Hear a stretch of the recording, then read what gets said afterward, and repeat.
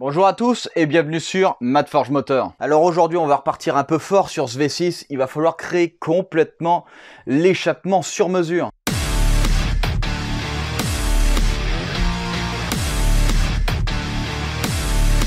Alors évidemment quand je parle d'échappement, je parle du collecteur jusqu'au bout d'échappement. On va tout faire sur mesure en inox, on va tout faire au TIG. Ça va être trop l'enfer. On va mettre 60 heures pour faire tout ça. Mais au final, je pense qu'il va vraiment valoir le coup. Voilà. Là, il va falloir se casser la tête parce que on a rentré notre moteur. En plus de ça, on a ouvert un peu la paroi. La paroi s'arrête au niveau du moteur. L'échappement ne peut pas passer directement comme ça, il va falloir soit le faire passer vers l'avant, soit le faire passer de ce côté par le dessous et partir vers le centre du moteur en dessous au niveau du carter d'huile. Là on va pas trop rigoler parce que ça va être extrêmement long comme je vous le dis et qu'on n'a pas beaucoup de place, parce que c'est bien de le faire, d'avoir de la place pour le faire, ça c'est une chose, mais il faut aussi pouvoir l'installer, il faut aussi pouvoir le visser, et tout ça fait que c'est très compliqué avec le peu de place qu'on a, mais évidemment comme d'habitude on va s'en sortir.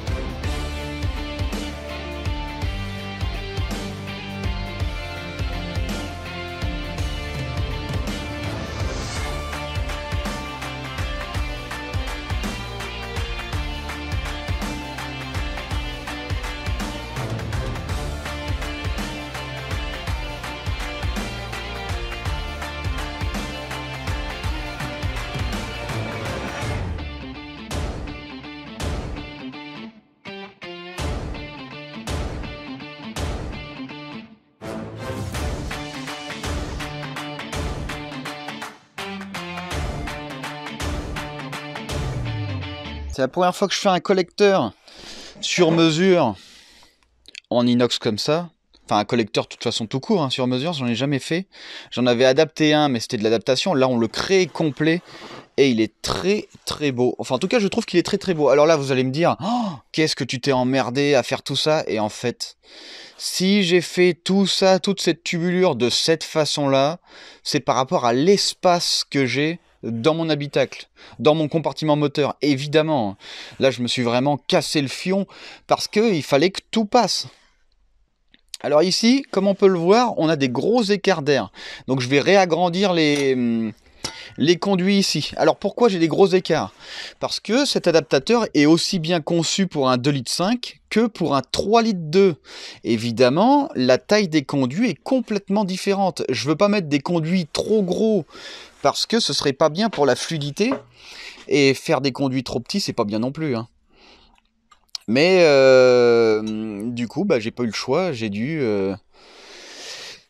adapter mon tuyau. Donc au final, j'ai pris du 38 mm. Installer un turbo, ça aurait été vraiment cool, mais c'est pas le but. C'est pas le but en tout cas pour ce projet-là. Donc là, ce que je vais faire, très simple. On va laisser tout en place. Je vais souder tout ce que je peux. Ici, tout ce qui est accessible. Je soude tout ce que je peux. Je soude surtout pas ici. Ensuite, je décroche chaque conduit indépendamment pour pouvoir les finir. Parce qu'évidemment, je ne peux pas faire le tour ici, j'ai pas la place. Je les finis tous avant de les réinstaller définitivement. Et avant surtout de créer cet emplacement-là. Alors là, il va falloir complètement tout adapter. Hop. Parce que là, j'ai un maintien... ça finit en 51 mm. C'est vraiment top. Là... je vais m'occuper des soudures. Important, il faut absolument que je fasse le plus de choses possible tant que c'est encore dessus. Ensuite, je les décroche pas tous. Il y en a un que je vais laisser en place, forcément, puisque j'aurai de l'accès partout. Et après, il va falloir réadapter les trous qu'on a ici. Donc, comme je vous l'ai dit, je voulais pas mettre des conduits trop gros pour pas créer trop de turbulences. Je voulais quelque chose quand même d'assez bien. Le thème. C'est pas la performance. Le jour où on fera de la performance, par exemple pour la Most Wanted, là on va envoyer sûrement du 45. Du 45 ans comme ça, évidemment on fera nos collecteurs sur mesure, hein, avec nos gros turbos énormes, enfin on verra ça évidemment le moment venu. Donc là, Je vais continuer à souder et vous verrez quand je le remettrai en place. Parce que à chaque fois que je mettais une nouvelle pièce, je le mettais en place. Je mettais une nouvelle pièce, je le remettais en place, etc., etc., etc., etc. Parce que des fois, eh ben, avec le peu de place que j'ai pas trop eu de choix, quoi. Donc là, on va finir. Ensuite, je vous montrerai ce que ça donne.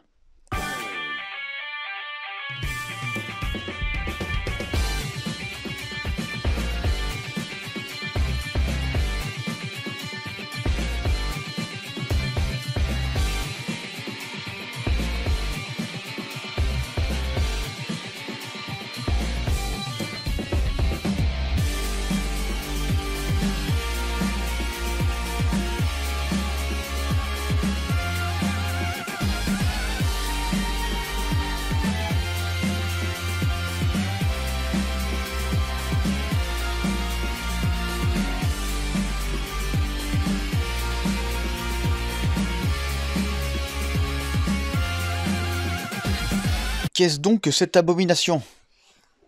Non, c'est pas mal. C'est vraiment pas mal. Hein. Bon, évidemment, hein, je suis pas un professionnel. Bon, là, il faudra retravailler un peu pour que ça glisse bien dedans. Donc, tout a été soudé au TIG, évidemment. Alors, pour information, tout le monde soude d'une façon différente. Mais moi, je vais vous dire un peu comment j'ai fait. Donc, ici, pour faire du 1.5 mm d'épaisseur, je mets à 25 ampères. Pour faire la liaison entre la grosse épaisseur ici là, et celle-là, je mets du 80 ampères. Il faut jamais prendre la pointe du TIG. Mince, elle tombe en plus. La pointe du TIG à 80 ampères sur du 1.5. Il faut en fait que la chaleur, par chaleur, ça vienne fondre l'acier et qu'il vienne se mettre dedans. Sans avoir à toucher. Si vous touchez là à 80 ampères du 1.5 mm, ça perce. Et pour le 1 mm, j'utilise du 15 ampères. Hop, donc maintenant je le décroche. On va aller voir un peu ce que ça donne sur le véhicule. Alors, il était complexe parce qu'on n'a pas de place. Maintenant, le plus dur, ça va être de le faire passer là-dedans. Parce que là, c'est très très étroit. On a l'impression que c'est très large, mais en fait, c'est très étroit. Je vais vous poser 2 secondes et je mets ça. Si j'y arrive. Regardez-moi ça. C'est parfait, c'était compliqué. Mais c'est parfait. Au final, ici, il faut que ça descende et que ça passe par là-dessous. Là, on est vraiment bien. Là, on passe à ras. Ici, peut-être qu'il va falloir... Ah oui, voilà. Une fois qu'il y aura toutes les vis, ce sera un peu comme ça. Sinon, il faudra meuler un peu. Mais c'était pas forcément facile hein, de réaliser ce maintien. Enfin, ce collecteur, parce que bah, la place, elle paraît grande. Mais en même temps, elle n'est pas si grande. La distance des conduits n'est pas respectée. Sur cette architecture que j'ai créée, je pense pas parce que j'ai eu du mal déjà à faire de l'emplacement, à pouvoir réaliser quelque chose. J'ai voulu faire quelque chose quand même, bah, il faut que ça passe. Il faut penser aussi au trou de vis. Ça c'est une chose importante. Si vous pensez pas à ça, c'est mort. Il faut penser au conduit qui arrive contre, parce que forcément on a un conduit contre. Je pouvais pas trop le ressortir, parce qu'ici on est coincé. Enfin, il y a plein de choses auxquelles il faut penser. Même la vis là qui est au milieu, ça va être très compliqué de la mettre. Mais on peut la mettre. Là, hop, on la fait glisser là, et après on vient visser par le côté ici. Avec une clé plate pendant 3/4 d'heure. Mais on n'avait pas le choix, parce qu'on avait une place très spécifique avec ce silent block ici qui gêne. Et aussi ici le maintien de la direction assistée qui gêne aussi. Donc j'ai adapté comme j'ai pu, et au final j'étais aussi coincé par ça. Alors j'aurais pu, voilà, j'aurais pu passer outre et puis faire une modif sur ça, mais tant qu'à faire, j'ai essayé de faire quelque chose de bien. Je suis pas mécontent du tout.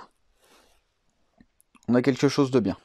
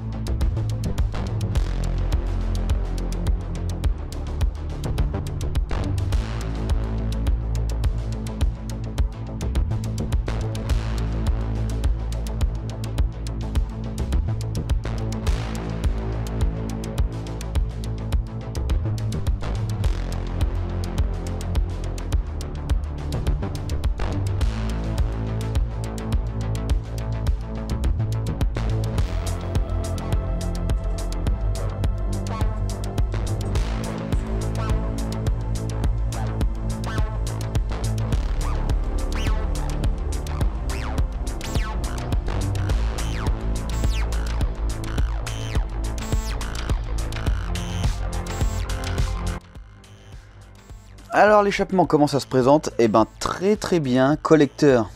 Donc là on est très bon.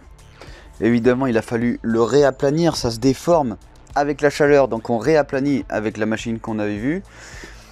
Le conduit qui descend par dessous, il passe par le carter. Alors cet emplacement du carter, normalement il est prévu pour ici la colonne de direction, mais vu qu'on a reculé le moteur de à peu près 40 cm par rapport à là où il aurait dû être, et ben du coup on a un peu de place pour faire passer le collecteur, enfin la suite du collecteur. Ici il se termine là. Alors là on n'a vraiment pas de place. Là on n'a pas de place, évidemment ça passe, hein, ça touche pas. Il faut regarder aussi quand on donne les à-coups moteurs en tirant dessus pour voir s'il n'y a aucun souci. Là il faudra peut-être que je nettoie un peu, c'est pas terrible, hein. Hop, ensuite ça descend. J'ai zéro place. Je ne pouvais pas le faire passer par là parce qu'ici après j'ai ma triangulation ici là. Donc là j'ai pas de place, je suis obligé de le faire passer par dessous l'alternateur et le faire rejoindre par le côté ici, donc par en dessous. Je sais pas si on voit bien, voilà, par en dessous ici. Alors j'ai mis un flexible pour comment dire, la partie secondaire après le collecteur. C'est important parce que cette partie-là, eh ben, elle est indépendante de ce collecteur-là. C'est-à-dire qu'en gros, les deux collecteurs, une fois en position, en fonction du serrage que je vais effectuer, eh ben, on peut avoir des petits millimètres d'écart. Le problème, c'est que si je ne mets pas de flexible et que je mets de la tension dessus, on risque de casser les collecteurs. Il faut faire attention à ça. Normalement, ce qui aurait été mieux, c'est d'avoir deux flexibles. Un flexible juste après le collecteur, celui-là, un flexible juste après l'autre. Comme ça, au moins, là, on n'a absolument aucun problème. Après, tout le reste de la ligne a été fait. Donc, silencieux central direct. Ici, au croisement, il va falloir mettre l'emplacement sonde lambda. Évidemment, ça a son importance. Pour l'instant, on a uniquement un silencieux central.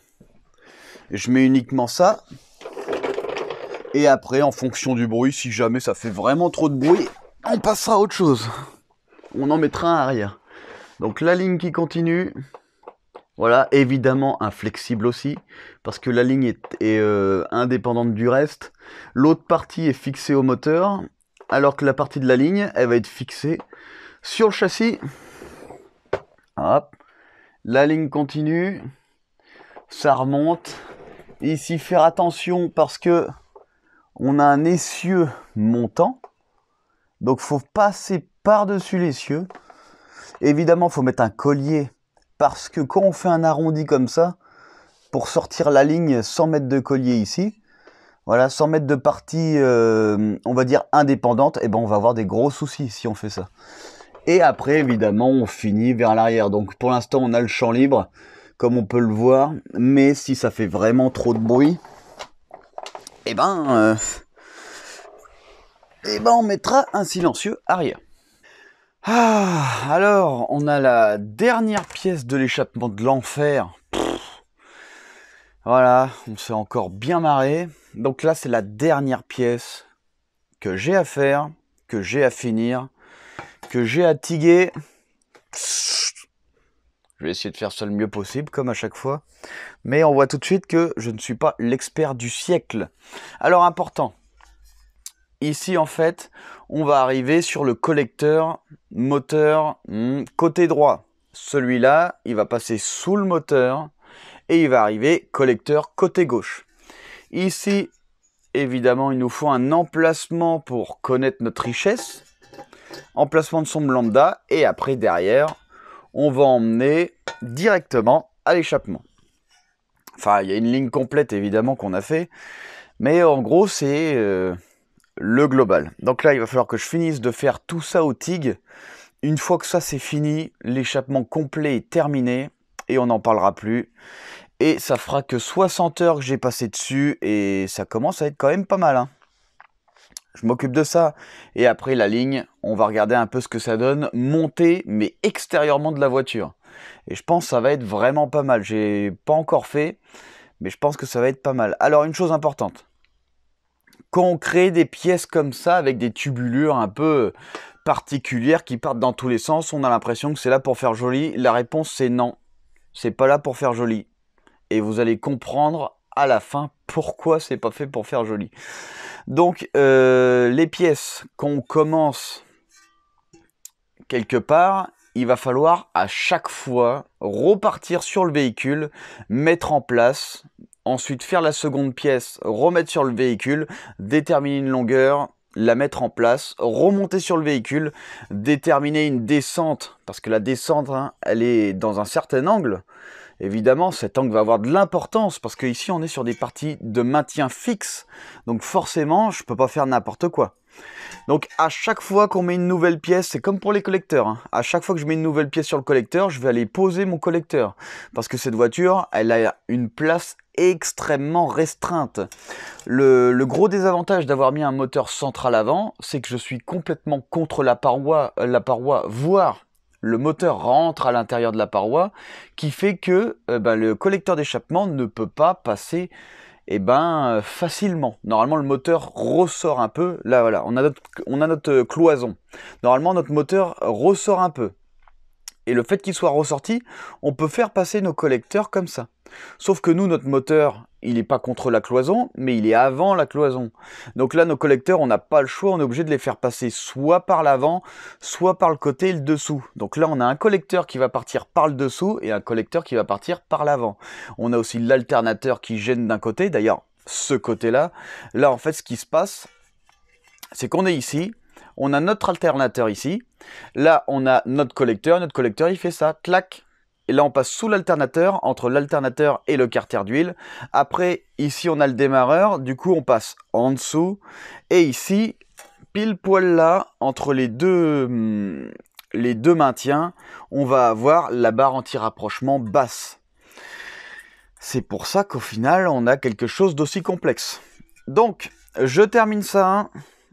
Et puis, on va voir un peu ce que donne l'échappement complet.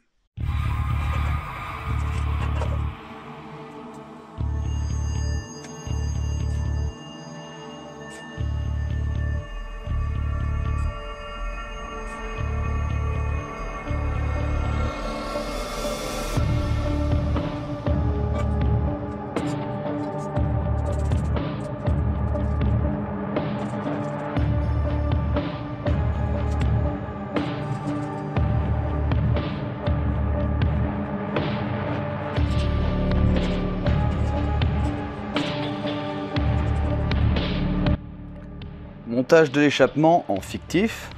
Bah ouais, parce que le moteur il est là forcément.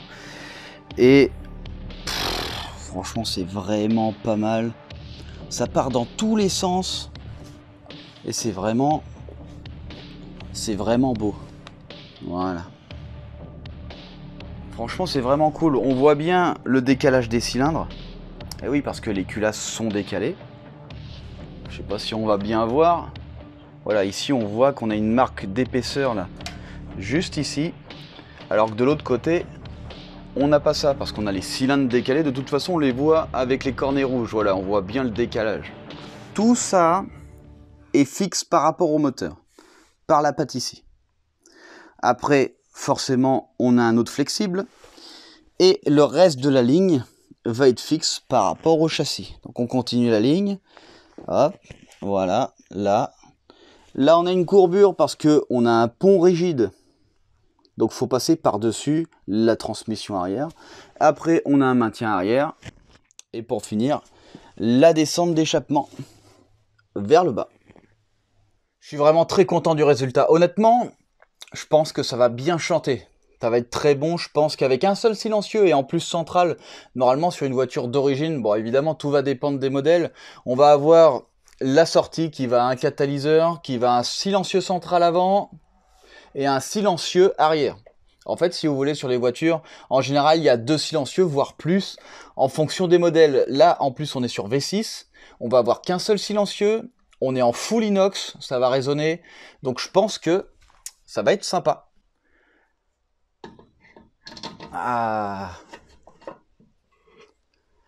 La prochaine fois sur le V6, on s'occupera de comment réaliser complètement sur mesure l'admission d'air. Tout a été fait sur mesure, les tubulures ont été ressoudées, ça a été peint. À l'intérieur, on a créé, enfin, on a mis en place des cornets, on a créé complètement cette boîte à air avec le polycarbonate pour pouvoir voir à travers. Donc tout ça est complètement fait sur mesure. On verra ça évidemment la prochaine fois dans les épisodes du V6.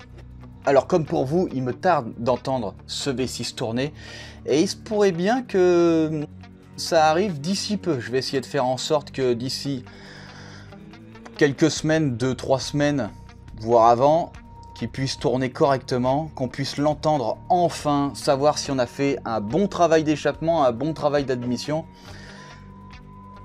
Et ouais, j'ai hâte de ça quand même, et je pense que vous aussi.